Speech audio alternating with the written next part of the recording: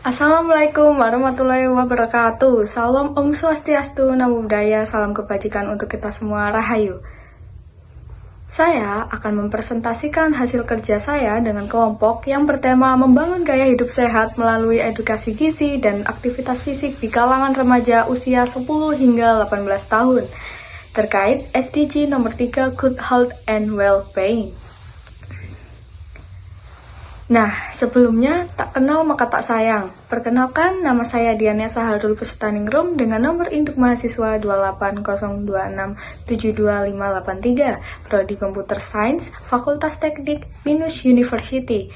Saya tergabung dalam kelompok 2, yaitu membahas tentang SDG nomor 3 Good Health and Well-being. Di waktu luang, kuliah saya juga belajar akuntansi.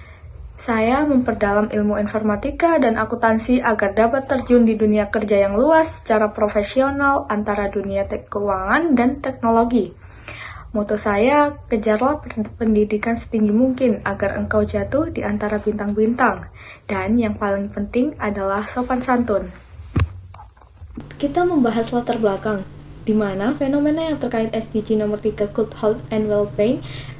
Kesehatan dan gizi sangat penting untuk remaja, dan siklus kehidupan manusia, kesejahteraan remaja memiliki banyak masalah yang rumit dan beragam, tetapi sangat berkaitan dengan kehidupan sehari-hari. Ketidakpahaman remaja tentang nutrisi, kesehatan, dan masalah sosial lainnya telah menyebabkan rendahnya kualitas hidup mereka. Berbagai tantangan yang dihadapi remaja saat ini, perundungan, bullying, perkawinan anak, obesitas, kurang gizi memerlukan pendekatan yang komprehensif. Nah, faktor sosial yang mempengaruhi adalah lingkungan teman yang baik, mengajak hidup sehat, dan pergaulan yang membuat kita maju, tidak menjerumuskan kita ke hal-hal yang buruk seperti memakan makanan yang tidak sehat. Dan lingkungan sekolah yang baik dapat merubah sikap dari remaja tersebut di sekolah kita, dapat lihat bagaimana fasilitas yang baik untuk remaja, dan kita dapat melihat wajah ceria mereka, dan kantin yang menjual makanan sehat, serta kebersihan yang terjaga. Yang kedua,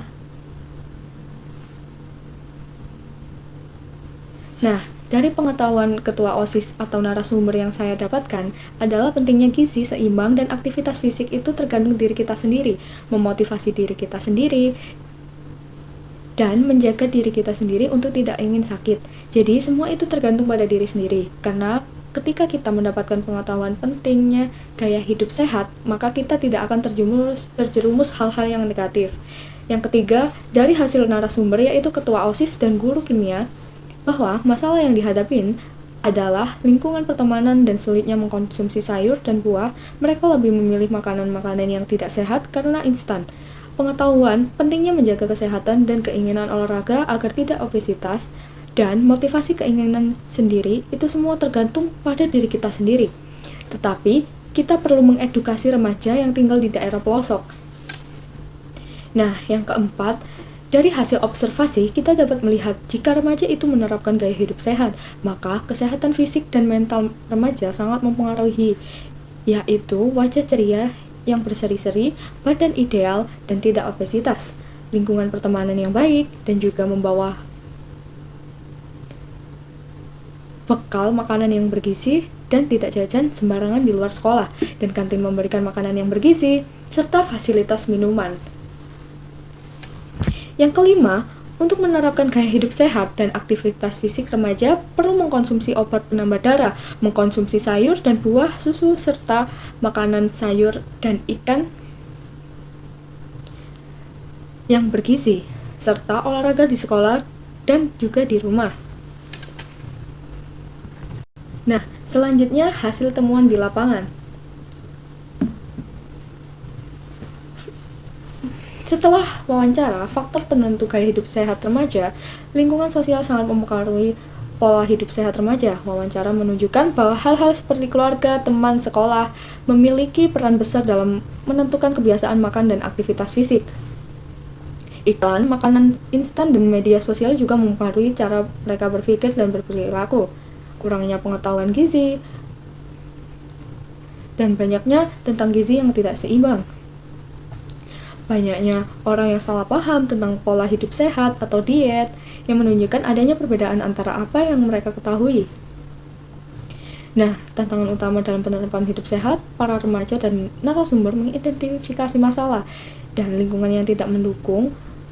Selain itu, ahli gizi menekankan bahwa tidak hanya informasi, metode pendidikan yang tidak efektif dan tidak menarik bagi remaja.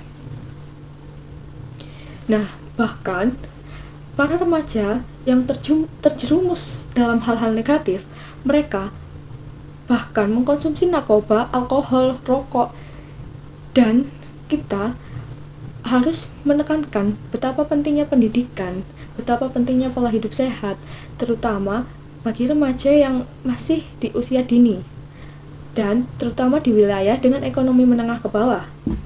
Nah, selanjutnya solusi dari temuan lapangan terkait SDG nomor 3, Good Health and Well-being. Setelah wawancara dengan guru kimia dan ketua OSIS di SMA 17 Agustus 1945 Surabaya, saya mendapatkan solusi untuk hidup sehat. Nah, di zaman modern ini, dengan menjaga pola hidup sehat dan juga makan makanan yang sehat, air putih yang bersih dan juga lingkungan yang bersih, rajin olahraga, dan memotivasi diri sendiri, tidak terjerumus di lingkungan yang salah. Tumbuh menjadi generasi yang unggul dan berprestasi. Pendapat dari guru kimia dan ketua OSIS adalah menjaga kesehatan mental dan tidur yang cukup. Aktivitas fisik seperti olahraga, lingkungan yang mendukung, kebersihan sekolah, fasilitas yang baik, lingkungan pertemanan, tergantung diri kita sendiri memilih hidup yang baik atau yang buruk.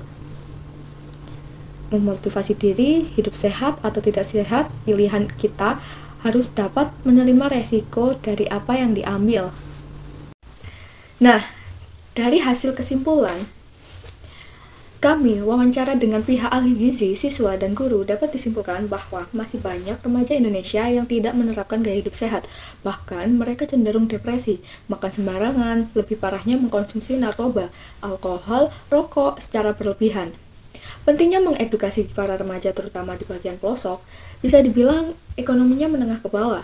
Wawancara ini untuk mendapatkan pengalaman yang sangat berharga serta wawasan untuk para remaja menjadi lebih baik dan dapat menerapkan gaya hidup sehat.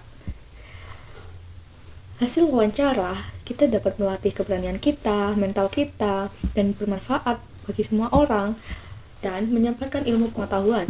Nah, dari hasil refleksi pribadi saya, memberikan edukasi dengan melakukan wawancara bertema membangun gaya hidup sehat dan aktivitas fisik di kalangan remaja usia 10 hingga 18 tahun di sekolah menengah atas, yaitu kepada ketua OSIS dan guru kimia, sangat bermanfaat.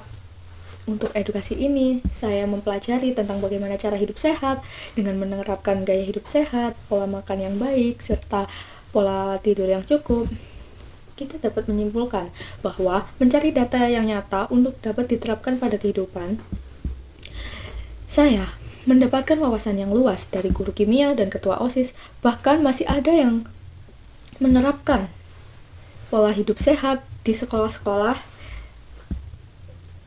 SMP, SMA, dan contohnya seperti kantin sekolah yang menjual jajanan sehat, sekolah anti narkoba, dan fasilitas air minum, pengecekan anti tato dan narkoba. Untuk menciptakan sumber daya manusia yang berkualitas, kita perlu agar Indonesia dapat maju. Dari itu pentingnya edukasi dan juga kita dapat mengembangkan bagaimana generasi muda harus dapat mengerti mana yang baik dan yang buruk.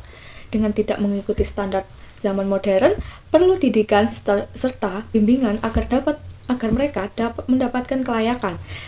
Saya menjadi terbuka untuk menjaga pola hidup sehat, mengedukasi remaja, lingkungan yang positif dan bersih, serta pemikiran untuk generasi yang unggul dan berprestasi. Nah, itu tadi presentasi hasil kerja saya dengan kelompok yang bertema membangun gaya hidup sehat dan aktivitas fisik usia 10 hingga 18 tahun. Terima kasih. Kurang lebihnya mohon maaf. Wassalamualaikum warahmatullahi wabarakatuh.